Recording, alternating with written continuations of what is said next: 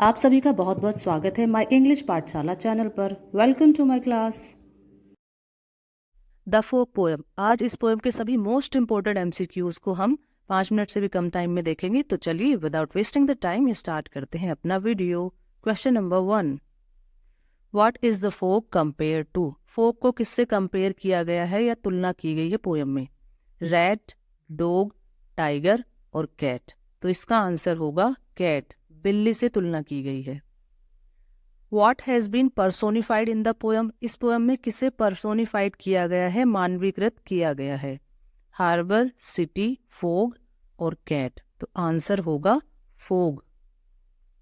Fog यानी कोहरे को ही पर्सोनिफाइड किया है। The cat sits on its. Cat कैसे बैठती है?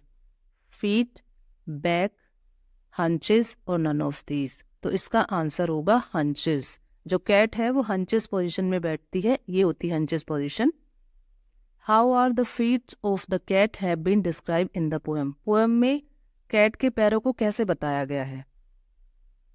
ह्यूज, लिटिल, नॉर्मल और नन ऑफ दीज। तो इसका आंसर होगा लिटिल, यानी कि छोटे छोटे पैर होते हैं कैट के, ये बताया है। What is the fog looking over? Fog किस चीज के ऊपर देख रहा था? या इस क्वेश्चन को ऐसे भी पूछा जा सकता है, where does the fog arrive? Fog कहाँ पर आ जाता है? Option city, harbour, village, both A and B. तो इसका आंसर होगा both A and B. City और हार्बर दोनों जगह ही जो फॉग है वो आता है। After sitting the fog dash. बैठने के बाद, थोड़ी देर बैठने के बाद फॉग क्या करता है? Disappear, sits there only, moves on और गेट डेंस। तो इसका आंसर होगा मूव्स ऑन। थोड़ी देर बैठकर फॉग क्या करता है? वहां से चला जाता है, यानी इसका आंसर है C, moves on. What is the rhyme scheme of the poem? इस पोएम की राइम स्कीम क्या है? A B A B A B B A B A B और नो राइम स्कीम। तो इसका आंसर होगा नो राइम स्कीम। इस poem में कोई भी राइम स्कीम नहीं है। The fog's movement is. Fog कैसे आता है, मतलब क्या मूवमेंट होता है उसका? स्लो, फास्ट, नॉर्मल और नन ऑफ दीज। तो इसका आंसर होगा स्लो, यानी जो फोग है वो साइलेंट तरीके से आता है। The fog comes on little dash. Fog कैसे आता है? Dog feet, cat feet, rat feet और बर्ड्स फीट। तो इसका आंसर होगा कैट फीट, यानी जो फोग है वो बिल्ली की तरह दबे पांव आता है, ऐसा पोएट ने बताया है। What is the meaning of haunches? Haunches word का क्या मीनिंग है? Happy, sitting with knee bend, struggle और सिटी। तो आंसर होगा B, sitting with knee bend, यानी अपने घुटनों को मोड़कर बैठना। What is the meaning of harbour? Harbour word का क्या मीनिंग है?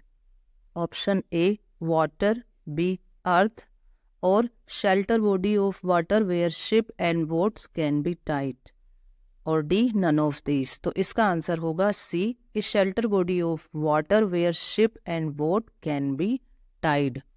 और पोर्ट, इसको पोर्ट कहा जाता है, बंदरगाह भी कहा जाता है। It sits looking over harbour and city. Who is it in this line? इस लाइन में इट किसके लिए यूज हुआ है? हार्बर, सिटी, फोग और कैट।